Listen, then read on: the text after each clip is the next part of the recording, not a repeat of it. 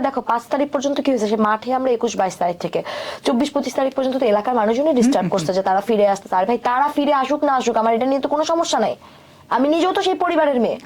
তো আমি তো দাঁড়াইছি যে জীবনের পক্ষে কেন আপনারা এটা সমঝোতা করেন। ওই 15 দিন কিন্তু ভাইয়া খুবই রুদ্ধশ্বাস গেছে, যেই ওটার মধ্যে যায়নি সেইটা বলতে পারবে না। আর আমার তো প্রোটোকল নাই যে আমি প্রোটোকলের ভিতরে বাড্ডায় থাকবো।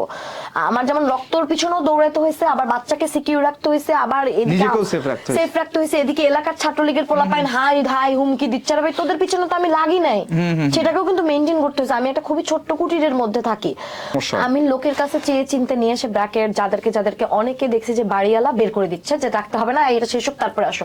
আমি ওখানে যে বলছি আপনি ওকে বাইর করে দিচ্ছেন কেন, বলে না এইরকম এত আন্দোলন করে এদেরকে বাসায় রাখবো না। আমি রাখবেন না মানে রাখতে হবে। তখন তো আমরা বাড়িওয়ালার সাথে পেরে যাইনি।